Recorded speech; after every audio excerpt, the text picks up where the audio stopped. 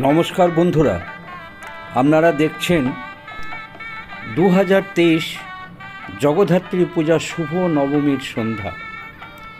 এই পূজা মণ্ডপটি ট্যাংরা অঞ্চলের শিললেন মাঠের জগদ্ধাত্রী পূজা।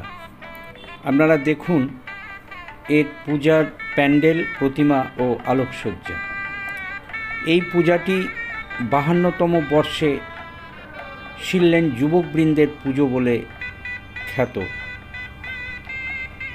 পুজো সভাপতি শ্রী বরুণ মুখার্জি মহাশয় প্রত্যেক বছরই এই ট্যাংরা অঞ্চলে এই শিললেন মাঠে বেশ ধুমধাম সহকারে এই পূজা অনুষ্ঠিত হয়ে থাকে।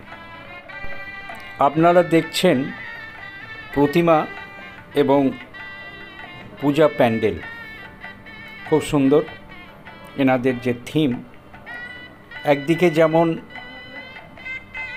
শ্রীকৃষ্ণ মীরাবাই, আর একদিকে শ্রী চৈতন্যদেব এবং জগন্নাথ, সুভদ্রা, বলরাম বিরাজমান। আপনারা দেখুন এই প্রতিমা দেখতে দেখতে এরপরেই আপনারা শুনুন পূজা সভাপতি শ্রী বরুণ মুখার্জির ছোট্ট একটু প্রতিবেদন, যা পূজার থিম বিষয়ে যা বলছেন।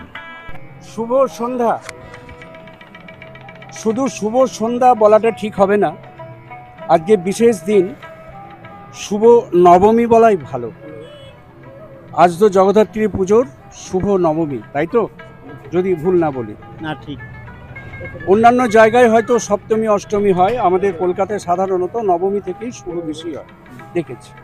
তো যাই হোক, আমি বেড়াতে বেড়াতে চলে এসেছি, দেখা হয়ে গেল আমাদের অনেক পুরনো মানুষ বরুণদার সাথে। আমি এখন জিজ্ঞেস করব এই পুজোটা একটু ক্লাবের নামটা বলতে বলবো। ক্লাবের নাম হচ্ছে শিললেন যুবকবৃন্দ।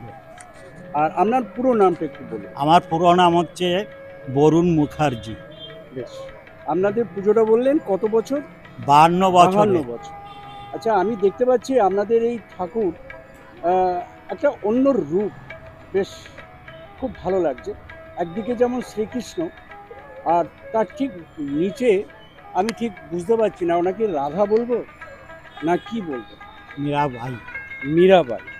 আর অন্য একদিকে দেখছি যেখানে মহাপ্রভুর সাথে জগন্নাথ, বলরাম এবং সুভদ্রা, এবং ওনার সাথে ওনাদের তো মিল আছেই, আমাদের পুরাণ খুলেও সেটা দেখতে পাওয়া।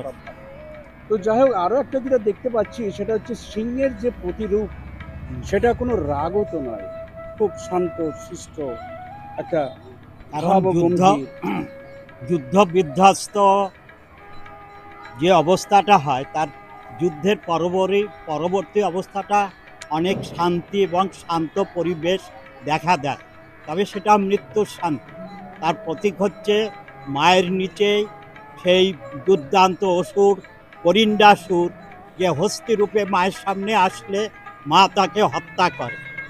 ওই মৃতদেহের উপরে সিংহরা অবস্থান করছে, মা সিংহর উপরে অবস্থান করছেন।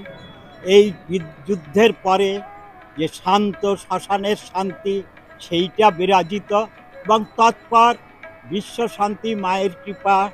আমরা সেই শান্তির আশায়, সেই দুর্বৃত্ত এবং অশুভের বিনাশের পরে আমরা সবাই মায়ের উপাসনায় ব্রতী হয়ে থাকি। 52 বছরতম বর্ষে আমরা মায়ের আরাধনায় ব্রতী আছি। ধন্যবাদ সকলকে। আমার নাম যেমন মধুসূদন পাল, আমার একটা ইউটিউব চ্যানেল আছে, তার নামও মধুসূদন পাল। তো এই পুজোটা আমি মণ্ডপ সহ প্রতিমা আমি ইউটিউবে দেব।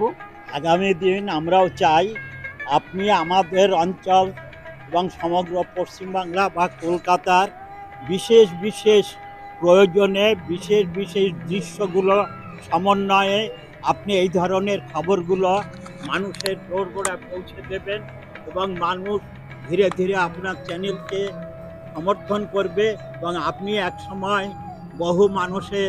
আপনার চ্যানেলটি বহু মানুষের নয়নমণি হয়ে উঠুক, এটাই আমরাও কামনা করি। সকলকে ধন্যবাদ, ভালো নমস্কার। থাকবেন। নমস্কার।